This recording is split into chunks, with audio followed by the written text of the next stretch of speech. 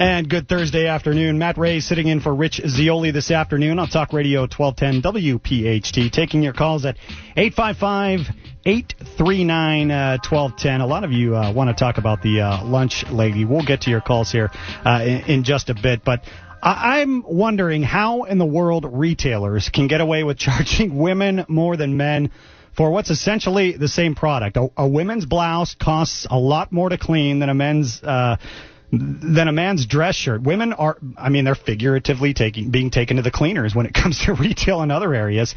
And a new study proves that. Let's bring in our guest. Holly Signorelli is a nationally known CPA, also the creator of a Small Business Survival Bootcamp series and the author of Do You Know Where Your Money Is? The website is themoneytherapist.com. Hey, Holly, thanks for joining us on Talk Radio 1210 WPHT.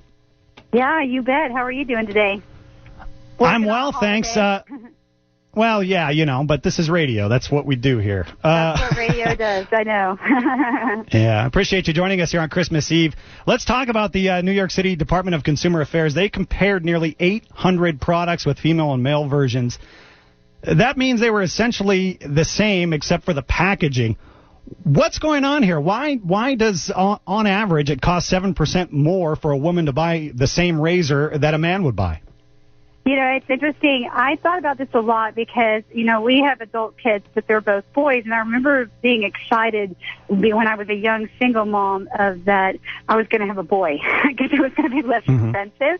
So to me, if I carry this over to my practice and my real life experience, it's really a supply and demand. What I see with men, and I know this is true from a scientific standpoint, even though I'm not a scientist clearly, is men tend to be more left brain. And women, they're structurally different in the brain in that they are both left brain and right brain. So they have the logical side of them and the creative side. So the creative side is getting the best of us because we are drawn to contrast and color and the pop. So if you take somebody that's even a wealthy man, for example, that can buy anything he wants, he may buy more expensive items like a Gucci suit or Ferragamo shoes, but they'll only buy a few of them, and they'll wear the same suit over and over again. Whereas women want variety, especially because of social media nowadays, because everybody sees you in your pictures. So they want to buy more things. So the retailers are onto this. They know that they are going to be attracted to that. Holly, I have to say, and maybe it's just because I'm using one half of my brain, but what I just heard is that the sex that uses their entire brain is willing to shell out more for what is essentially the same product. Well, you know what? They're probably not looking at it. They're looking at the price. But here's what's the most important thing. And this is actually very fascinating. Men actually spend more money than women. I know people don't believe this. They're thinking, what? It's because women buy more things, but they might balance that between, something that's expensive or something that's very inexpensive because they want variety. Yeah. They want contrast. They don't want everything to look the same. But like I said, a man, if they have enough money, they'll buy very expensive items. This isn't just for clothes, too. This could be guns or whatever. So they actually are the bigger spenders nowadays. I'm telling you, it's flip-flops. A lot of women are now handling the finances. But, again, they're paying more per item, but they're not paying more per item than men do, just per item if you're comparing like a skateboard to a pink one and a blue one. Yeah. Yeah. Well, for example, in this study, a blue box of Schick Hydro 5 cartridges, which are ridiculously expensive anyway, costs $14.99. The Hydro Silk, its purple sibling, was priced at $18.49. Holly, I have to ask, a lot of people out there share incomes. I mean, what are some tips on, is it just, the bottom line is just buy the men's product if you have a choice? I think that definitely makes sense, but I still think women are still, and I'm a woman, I'm saying I probably would do the same thing. I'm still going to be drawn to the pink and the red and, the color and the contrast. But again, it really comes down to your budget. Like, you may spend more on a certain product, like we were just saying, but that doesn't mean that women are necessarily spending more in general because guys just buy less products, but they buy more expensive products. More expensive toys. I should say. We do like our toys, yeah.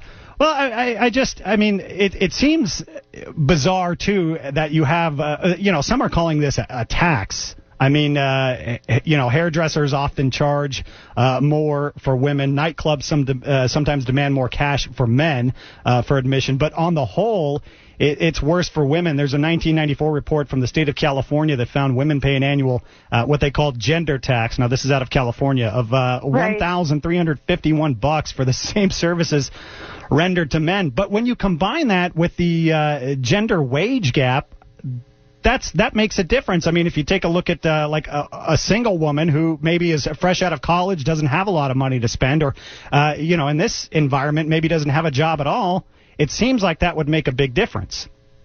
Yeah, that's true, because definitely in the workforce, although I work with a lot of women, and I've been in practice for 26 years, so when I started my practice, it was mostly men that were entrepreneurs, but it's changed now. So really, about 42% of families, the woman is the breadwinner, but there is still a gap in the workforce where they are, in general, not all the time, making less for the same job. So you're right. At the same time, they're paying more. Of course, I think women's hair, like to use your example earlier, is more complicated, because I know a lot of hairdressers. It's definitely more complicated than a man. But you're right. The services, women are more about appearances. It's just part of that emotional aspect of being a woman. So it's you mentioned hair. Supply and demand. Yeah, on the topic of hair, I mean, it's like a mental exercise when my better half says she's going to plan on getting a haircut, the date, the time. I mean, it's like I just head on down to the barbershop and I'm good to go. So, I mean, exactly. The hair thing. Well, my husband's bald, so I mean, it's really easy there. Oh, there you go. He definitely doesn't understand spending $150 on your hair. It's crazy. Yeah. So it just has to do with It just has to do with the colors and the fact that you guys are more creative, huh? Well, yeah, we want the contrast, the variety of things. Sure. So we buy more things, even if they cost more than the male counterparts. Yeah, it's impulse. Yeah. It's all about desire, right? Yeah. Hey, Holly, we appreciate your time. Thanks for joining us here on Talk Radio 1210 WPHT. You bet. Have a great holiday. All right. You too. That's Holly Signorelli, the Money Therapist, the website, themoneytherapist.com. Can you believe it? A women's blouse costs much more to clean than a men's dress shirt. You talk about razors, and there are easy ways to cut down. We buy men's razors regardless here at my place. But the hairdressing situation, holy smokes, that's like a chore and a mental chore. I mean, it's crazy. 855-839-1210 is the number. Matt Ray sitting in for Rich Zioli this afternoon.